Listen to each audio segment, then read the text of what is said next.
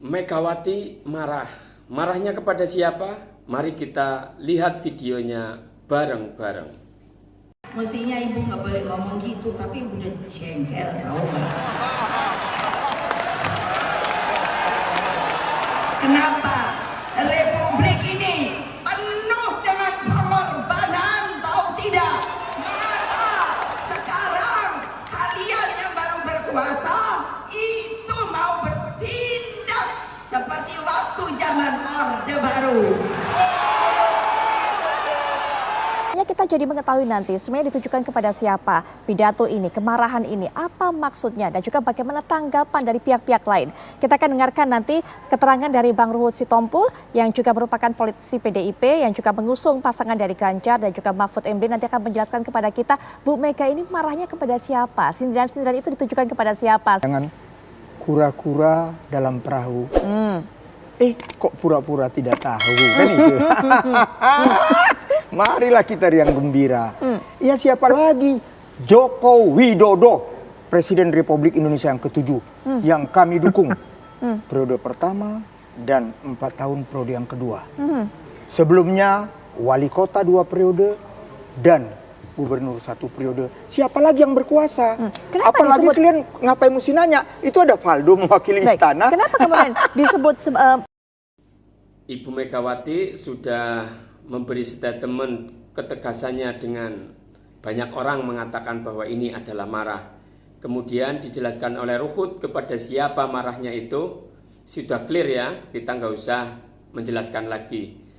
Tapi yang saya mau uraikan di sini adalah apa? Yang pertama, kita memang harus siap memberi nasihat kepada teman sedekat apapun itu.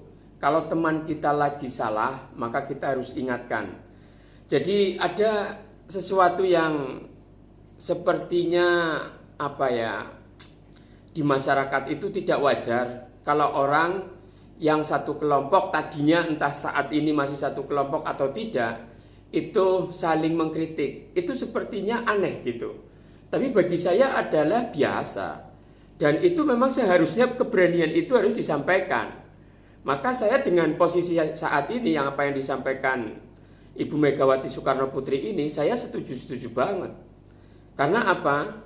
Karena kekuasaan kalau memang dianggap kita mau sebuah alat untuk berbuat baik, maka akan dinilai ibadah. Dan ibadah pun kita harus ingat bahwa Allah hanya menerima sesuatu yang baik, tidak akan menerima sesuatu yang sumbernya tidak baik. Innallaha thayyibun la yaqbalu illa thayyib. Salatnya baik, misalnya ini analogi ya. Salat kan bagus ya, melaksanakan salat itu kan ibadah. Tapi kalau peralatan yang buat alat salat seperti baju, kemudian sarungnya dapat maling, itu kan namanya tidak thayyib. Maka di situ ada masalah.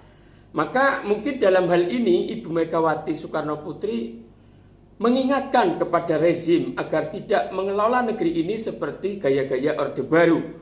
Bagaimana kita mungkin sudah tahu ya, kemarin-kemarin dirasakan mungkin oleh kubunya Ibu Megawati bahwa PDI Perjuangan merasakan perlakuan Pak Jokowi terhadap PDI Perjuangan bagaimana, kemudian memperlakukan kandidat yang lain bagaimana, dan di situ ada kegiatan-kegiatan yang menguntungkan pihak lain. Maka Ibu Megawati Soekarno Putri ini mengingatkan mungkin ya. Jadi kalau saya bukan dari bagian dari Ibu Megawati, tapi karena ini negara demokrasi, kita boleh bersuara di sosial media, yang penting kita tetap jaga akhlak, tetap jaga etika, dan pada intinya adalah memang orang yang bisa menasehati seseorang itu adalah orang yang terdekat. Karena jika orang yang terdekat itu sudah akrab, tapi beda masalah kalau nasihat itu yang memberi nasihat itu orang jauh, maka kadang-kadang tidak didengarkan. Walaupun kedekatan orang itu juga tidak menjamin nasihat itu dipakai juga. Yang jelas dalam hal ini saya setuju dengan apa yang disampaikan oleh Ibu Megawati Soekarno Putri, pun saya sekaligus juga memberi kritik kepada Ibu Megawati juga. bersikaplah lantang, bersikaplah tegas, jangan hanya asal saat diri dan kelompoknya dalam tanda petik terinjak. Jadi batasan kita yang terinjak itu rakyat.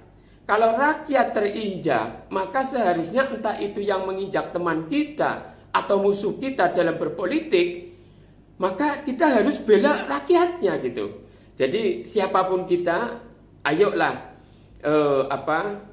budayakan nasihat menasehati, karena kalau kita ingat makalahnya Imam Syafi'i, jikalau Al-Quran ini cukup diturunkan hanya satu surat, maka cukuplah surat Al-Asr itu untuk dijalankan oleh kita. Yaitu apa yang terkandung di dalam ayat tersebut adalah bagaimana yang penting iman, berbuat baik, kemudian berwasiat dalam hal kebenaran dan hal kesabaran. Semoga bermanfaat. Sampai jumpa.